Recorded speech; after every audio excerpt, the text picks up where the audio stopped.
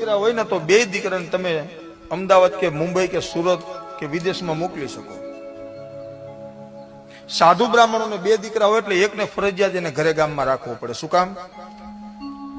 ગમે એટલો છોકરો ભણેલો હોય તો એકને ઘરે રાખવો પડે. ઘરે રાખવો પડે એનું કારણ એ છે કે કદાચ બે દીકરા વયા જશે તો મારો ઠાકર પૂજા વગરનો રહેશે, મારો મહાદેવ પૂજા વગરનો રહેશે. એ સેવા અને પૂજા કરવા માટે. અને આપણે આ ગામમાં તમે આ ખેતરમાં તમે એક દાણો વાવો છો ને એકના અનેક કરીને આપે છે, કૃપા કોની છે? આ તમારા સીમાડા જે મજબૂત રાખ્યા છે એ કૃપા કોની છે? સાહેબ, આગળ કથામાં હું બોલ્યો છું, ગામ છે 4 પાયા ઉપર ઉભું છે. રામ મંદિર, શિવ મંદિર, ગામદેવીનું મંદિર અને દાડો હનુમાનજી મહારાજનું મંદિર. ગામના ચોકમાં ધનુષધારી રાઘવ ઉભા હોય, શ્રી રામચંદ્ર કૃપાલુ ભજમન હરણ ભાઈ ભાઈ દારૂ નામ. ગામના જાપે મોક્ષનો દાતા દેવાદિદેવ મહાદેવ બેઠા હોય, પદ્માસન વાળી અવધૂત બેઠા હોય. એક બાજુ ગામની દેવી બેઠા હોય, માં બધાની રક્ષા કરતી હોય. અને ગામના જાપે લંગડેલા હનુમાન બેઠો હોય, ભૂત પિચાસ નિકટ નહીં આવે, મહાવીર જગ નામ સુનાવે. આ ઈ 4 પાયાની કૃપા છે, આ દેવતાઓની કૃપા છે ને એટલે આપણા સીમાડા અકબંધ હોય છે કે આપણે એક વાવીને આવો છો એના અનેક કરીને આપે છે.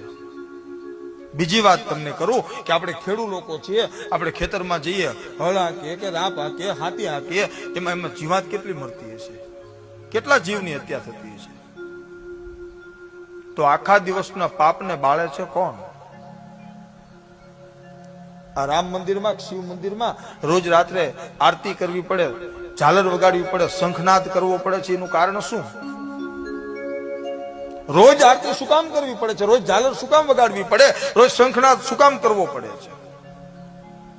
એ રોજ ઝાલર એટલા માટે વાગે, રોજ નગારું એટલા માટે વગાડવું પડે, રોજ શંખનાદ એટલા માટે થાય કે એ ગામના સીમાડામાં કોઈ પણ ગામનો વ્યક્તિ હોય, 18 વર્ષની વાત કરું છું, કોઈ પણ ગામનો વ્યક્તિ એને આખો દી જે પોતાના ખેતરમાં જે એના હાથેથી જે જીવાતું મરી છે, જે જીવડાઓ મર્યા છે, જે જીવાત્માઓ મર્યા છે, એનું પાપ લાગી.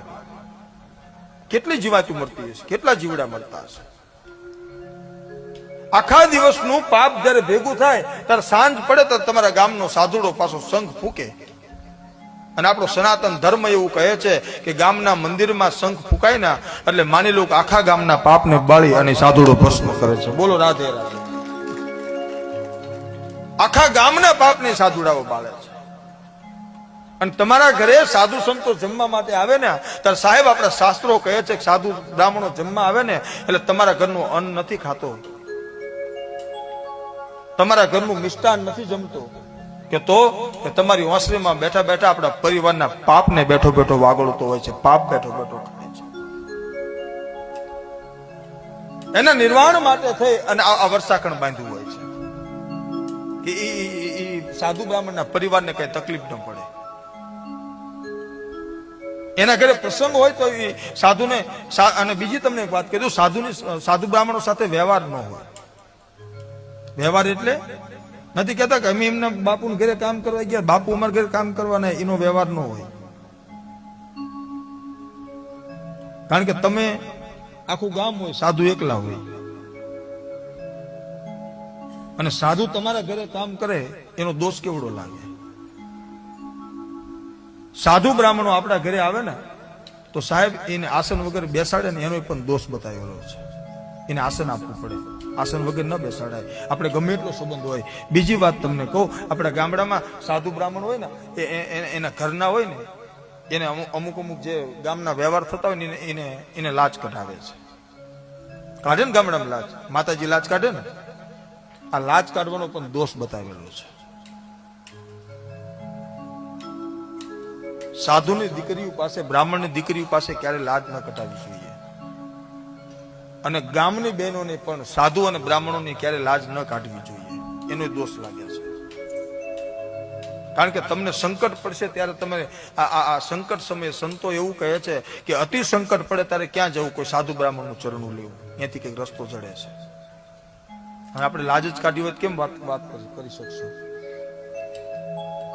ત્રીજી વાત કરું કે ગામડામાં આપણે રહેતા હોય નાનપણથી એ રીતે બધા રહેતા હોય એટલે બાપુ ગામના લેખે બાપુ ભાઈ થતા હોય એટલે એમના ઘરના ભાભી કહે છે.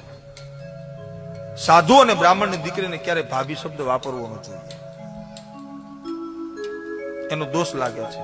પેલા આપણા ગામડામાં શું કહેતા, સાધુ બ્રાહ્મણની દીકરી હોય ને તો દીકરી બા કહેતા, અને સાધુના ઘરના હોય ને એને માતાજી કહે. આપણે પૂછી કે આ કોણ છે, કે અમારા માતાજી છે. ભૂદેવના ઘરેથી હોય તો એમ કે ભાઈ અમારી ગોરાણી માં છે.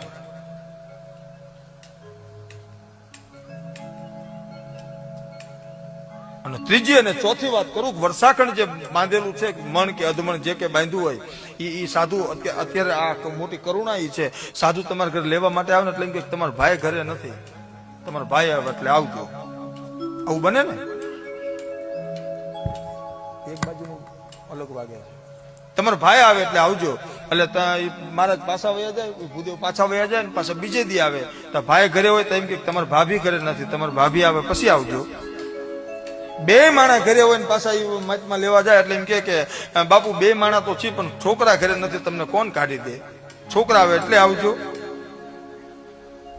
એક વર્ષાખંડ લેવામાં 3 આપણે ધક્કા સાધુ બ્રાહ્મણોને ખવડાવીએ. ક્યારેક શાસ્ત્રો ખોલીને વાંચવાનો દોષ કેટલો લાગે છે. ખરેખર તો નિયમ એવો હોય છે કે આપણા ખેતરમાં જે નિપજ આવી ને, પેલા તો આપણા ગામડામાં ખળા હતા, એ ખળામાં જે થાય ને એટલે પેલું જ રામ મંદિર કે શિવ મંદિર હોય અહીંયા પહોંચાડવામાં આવતું, પછી બધું અનાજ ઘરે લઈ જવામાં આવતું. લેવા આવવાનું નિયમ નથી, દેવા જવું પડે છે.